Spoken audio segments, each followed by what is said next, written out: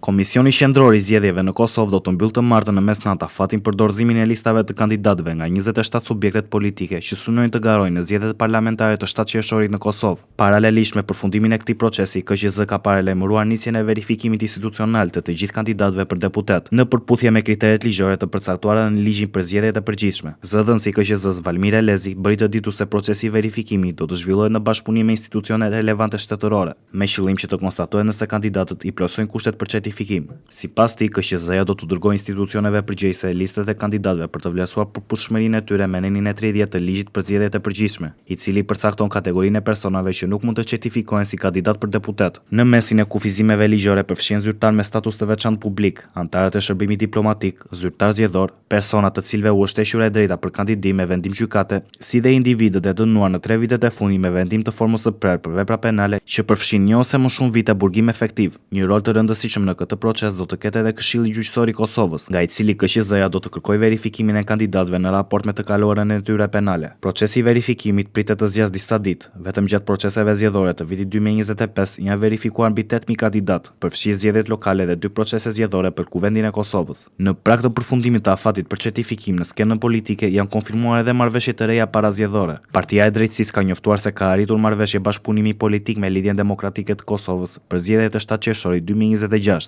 Në komunikatën e saj, Partia e Drejtësisë cilësoi këtë marrëveshje si një hap drejt forcimit të stabilitetit politik dhe rikthimit të besimit qytetar në institucionet e Kosovës. Ky nuk është vetëm një bashkim elektoral, por një angazhim për krijimin e një fryme të re bashkëpunimi politik, dialogu institucional dhe mobilizimit të potencialeve më të mira profesionale e kombëtare në shërbim të qytetarëve dhe të shtetit, thuhet në reagimin e partisë. PD-ja vlerësoi gjithashtu se LDK-ja ka treguar gatishmëri për reflektim politik dhe bashkim të energjive shtetformuese, duke theksuar se do të jap një kontribut maksimal për suksesin e përbashkët politik edhe shtetëror. Ndërkohë, Lidhja Demokratike e Kosovës konfirmoi se në listën e saj zgjedhore do të përfshihen edhe Partia e Drejtësisë dhe Balli Kombëtar.